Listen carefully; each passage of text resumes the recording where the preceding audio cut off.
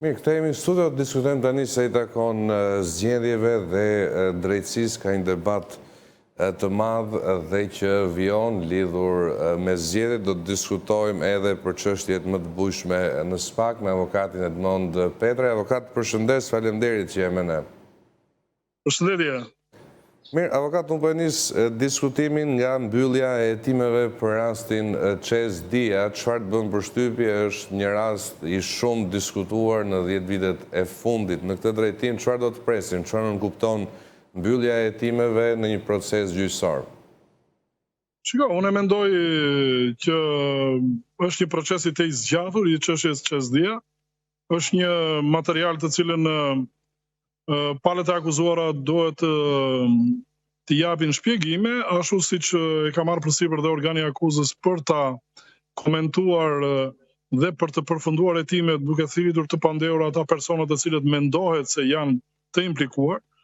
Ndoshta ka pak problem pjesa e çështjes gjykuar, por gjithsesi kjo ngelet për t'u parë nga gjykata.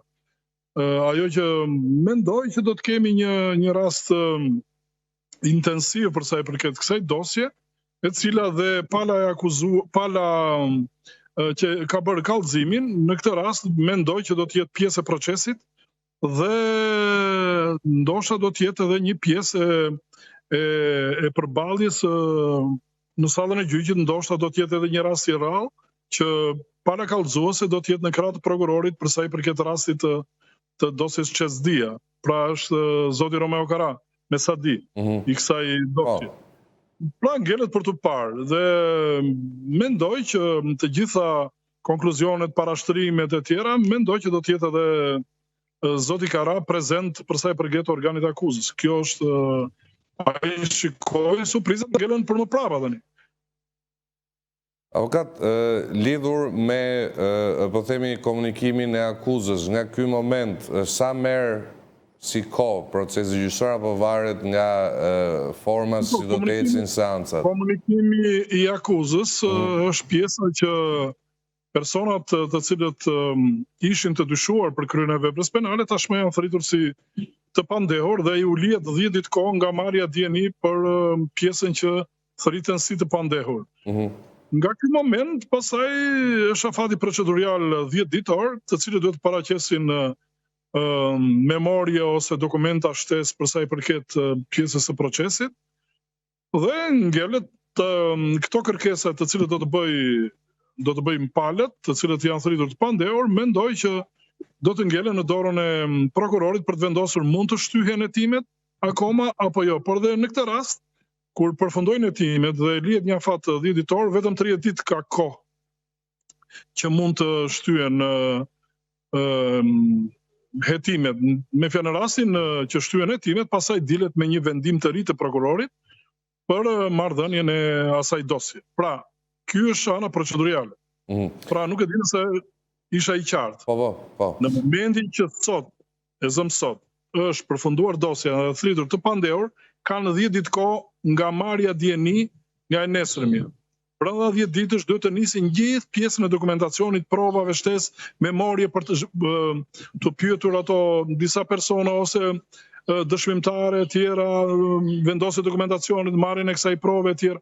Kështu që ngelen brenda tek procesi i 10 ditor. Ktu e shikon prokurori të arsyeshme, do ta vazhdoj 30 ditë shtesën e hetimit për t'i marrë parasysh këto kërkesa apo jo. Pastaj ngelet që këto vazhdimësi të ngrihen pretendimet në gjykatën e shkallës parë të posaçme, e cila do të jetë gjyqtari i seancës paraprake, i cili aty fillon debati i shqyrtimit të ZPRZ të gjithë elementeve të dosjes. Dhe aty varet, me fjalë procesi më i rëndësishëm është aty. Nëse nuk vazhdon prokurori më tutje për marrjen dhe për të vazhduar më tepër pjesën e hetimit. Ndërkohë, avokat, se i takon edhe, po themi, komenteve nga meta në rrjetet sociale që postohen sigurisht nga ndihmësit e tij, është një lloj intimidimi për gjyqësorin apo i sheh, po themi, si vazhd e komenteve politike? Çdo kush ka të drejtë të ngrejë pretendimet e veta dhe çdo kush ka arsye të cilit të shkruaj dhe të të paraqesë element të vetat emocionale, apo qofshin janë emocionale apo nuk janë emocionale, por kjo nuk përbën elemente pjesa e intimidimit të prokurorit apo gjyqtarit. Shiko, këtu te ky gjyqtar do të varet pjesa e çështjes. Do të varet te ky gjyqtar i cili është gjyqtari i seancës paraprake. Pra këtu është përballje. Pastaj më të tjerë, ja kemi një rast tjetër që kjo dosje ka pasur një gjykim të mëparshëm dhe është dënuar dikush. Pra Kastriot Ismaili.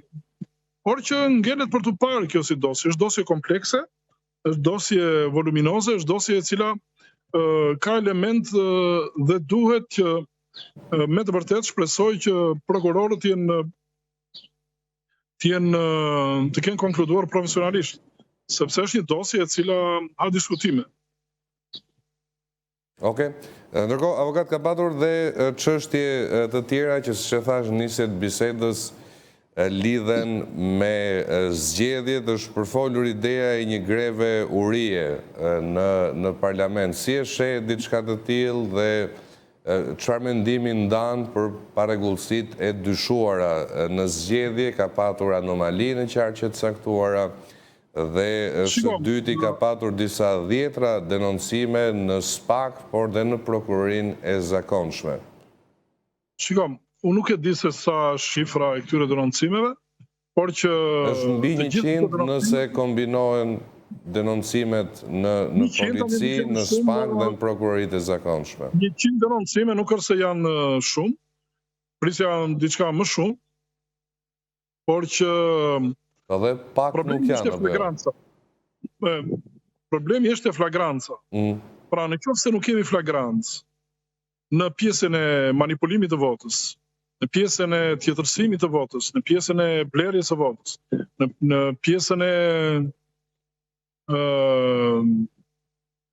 atyre provave të cilët pretendon Partia Demokratike se i ka, por që i ngre në këto momente, mendoj që është i vështirë që të merren për bazë këto elemente. Kështu që duhet parë gjithë kjo situatë. Ndërkohë, sa e vështirë është të dokumentosh me prova korrupsionin si element e le më, po themi, blerjen e votës, që kryhet, po themi, në kushte fshehtësie, në kushte që të gjithë i dim. Mua më duke, këto janë raste specifike dhe Shqipëria tani po përballet me element të vështirë procedurial për pjesën e korrupsionit apo për pjesën në rastin që të qëndrojmë te pjesa e blerjes së votës, manipulimet mund të jenë bërë te ky proces dhe ajo që mua më bën përshtypje është pse Partia Demokratike kur i ka pasur gjithë këto element nuk është shprehur më përpara, por del tani pasi humbi zgjedhjet dhe shpreh. Mos ndoshta ka ndonjë qëllim tjetër për të kapur elementin e cila do të jetë pjesa e asaj, pjesa e marrëdhënies që nuk do të njohë zgjedhjet, dhe kjo është pika kyçe, them unë. Pjesa tjetër nuk e di. Kjo është marrëdhënia të cilën kam unë. Në ajo të cilën se si e shikoj. Pastaj ngjelet e tjera se si mund ta shikojnë, por që Komisioni Qendror i Zgjedhjeve duhet të bëjë një analizë model për sa i përket këtyre dhe të japë sqarime për të gjithë këto momente. Pastaj denoncimet e prokurorie e polici, në qoftë se s'ke elementet e provës, në qoftë se nuk ke elementin e flagrancës, nuk merresh dot më, nuk pse se bëra në atë moment, për shembull, i thonë, në fjalë ne kemi diskutuar, këto janë element shumë të vështirë, tani nuk mund të vish tani mund të them dhe unë që të ngrej një diçka kot me fjalë tani, pra nuk duken gjëra serioze dhe këto janë si ato shkeljet që OSBE-ja dhe Odhiri, edhe pse marrin pjesë të zgjedhjet në Amerikë, prapë thonë të një gjë të tillë, zgjedhjet ishin model, por ka në vend për më mirë. Edhe këto do thojë këtu OSBE Odhiri edhe mbaron situata. Por që mi shikoj çim pak të vështira Xhoj këto situata për pjesën e justifikimit të grevës uris, të cilët ata pretendojnë. Po greva e uris çfarë mund të prodhojë, avokat, në rast se ndodh? Nuk mendoj se do të prodhojë gjë, ashtu siç nuk prodhoi edhe pjesa e që është bërë një grevurie në parlament kur ishte zoti Meta me Petro Koçi ka boj për ndryshimin e kodit zgjedhor dhe ishte një element tjetër. nuk prodhojnë gjë. E para njërë do t'i lënë aty për të bërë grevur jashtë, do i lënë njërë brenda parlamentit, sa ata e bën brenda në parlament. Ka shumë kohë, kjo ka në 2008 si rast, që me sa e mbaj mend, dhe nuk e pengon dot më dhe punën e parlamentit dhe të duan tashmë, sepse kanë fituar mazhorancën, janë 83 mandate plus ato mandatet e tjera. Kështu që nëse nuk ka një unifikim të opozitës dhe për të nxjerrë shkaqet kryesore, momentet dhe defektet, nuk arrim dot. Nuk mendoj se do të prodhoj asgjë kjo. Nuk është kjo forma e duhur. Forma e duhur është që ata duhet të kishin të përgatitur në zgjedhje. Forma e duhur duhet ishte ai përballja e parë të cilës ata menduan që u lexua një flet votimi 2 herë, mos a lejonin, dhe edhe ngrihen shqetësimet e veta. Bashkë ishim në studio që diskutuam pjesën e leximit 2 herë të votës. Nuk ka sens. Një vot një herë lexohet. Pastaj u ngritën që na u votën votat, u trafikua vota brenda partive, forcave politike. Pra, këto janë elemente të cilët dikush do mbajë përgjegjësinë. Por nuk e di si do të vazhdojmë tuti. Avokat, ndërkohë edhe Rama ka paralajmëruar ndryshime në qeveri, si pret ta interpretoj këtë mandat të 4, çfarë do të bënte sens në gjykimin tënd në raport me shumicë kaq të konsiderueshme, është një vot, po themi pas shumicës së 3/5 të parlamentit. Për mendimin tim, zoti Rama duhet futet të ulet me këmbë në tokë. Ka mandatin e tij të 4, është mandati më decisiv i tij. Nuk mund të themi për pjesët e punimeve çfarë janë bërë rrugë, sheshe kryesore të qyteteve, kjo është një pjesë një marrëdhënie tjetër, këto u bën dhe problemi është çfarë kanë sjellur të qytetarët. Nëse të qytetarët nuk sillin një marrëdhënie të mirë në nivelin social-ekonomik, atëherë asgjë s'ka bërë. Dhe ndryshimet në qeveri për mendimin tim duhen bërë që tani. Këtë shikoj unë. Pjesa tjetër pastaj është një marrëdhënie tjetër. Por që shumë nga kabineti ai duhet të ndryshojë, duhet marrë profesionista, të heqë dorë nga pjesa e politikanëve, të kenë pushtet politik brenda për brenda, nuk duhet të jenë fare deputet, duhet të jenë teknicien, administrata duhet fillojë të jetë me teknicien, dhe në qoftë se ai nuk arrin të bëj këto dhe të fillojë të bëjë ndryshimet e reja, për sa i përket mënyrës dhe të nxjerrë akte nënligjore për disa elemente të cilët varfëria është ulur në këmbkryq në Shqipëri, atëherë nuk kemi fituar asgjë. Për mendimin tim, ndryshimet në qeveri ai duhet i bëjë urgjentisht, por ajo që unë them është që ai duhet të kthejë fytyrën nga populli.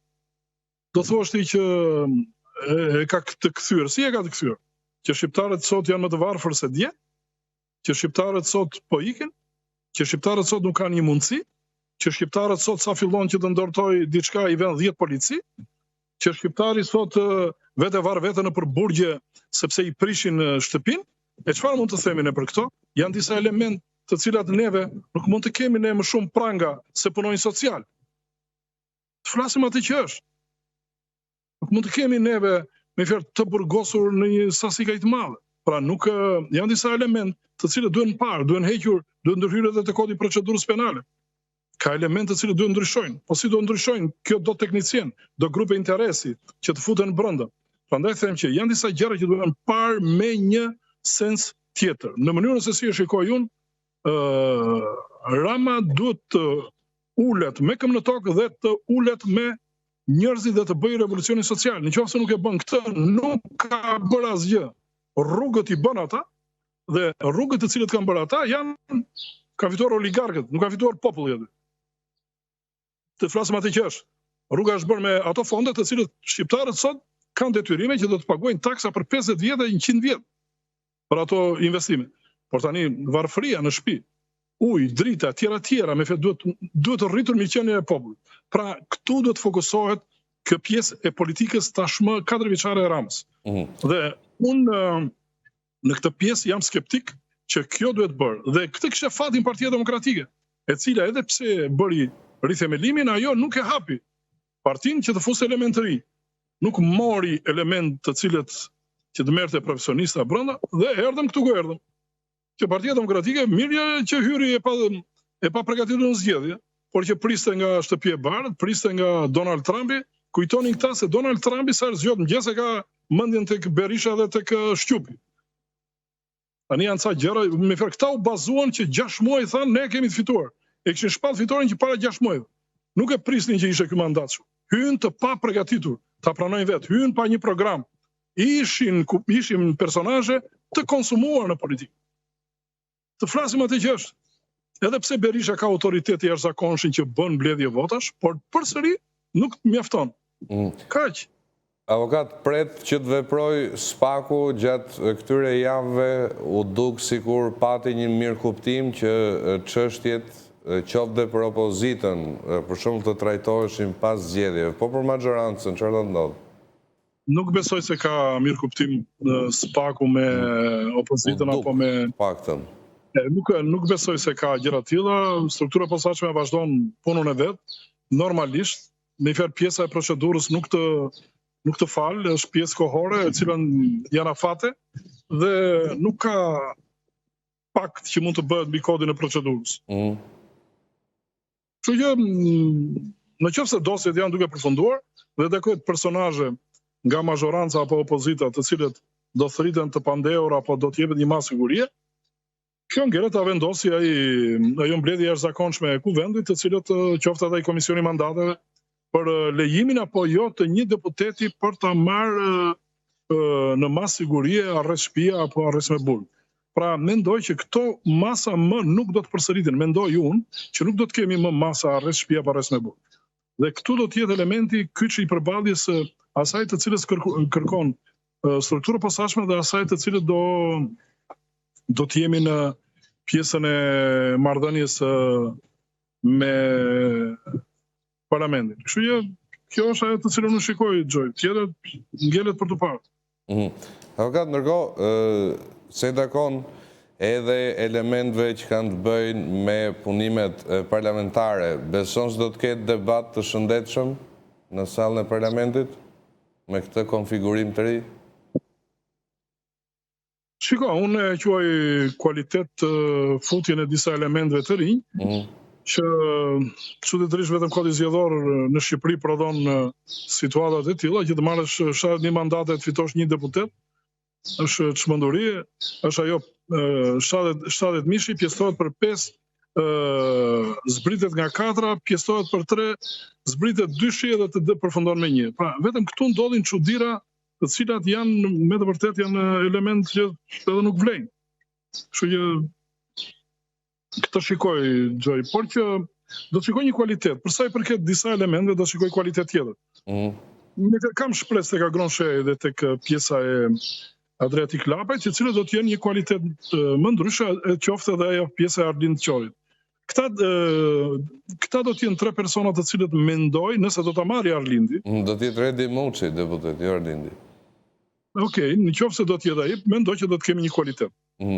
Kështu që më mirë do ishte që Redi Muçi t'ia linte atë mandat, po ai ka deklaruar që nuk e merr sepse ai ka vendosur të parin atë. Për mua do të ishte cilësore të vinte në parlament.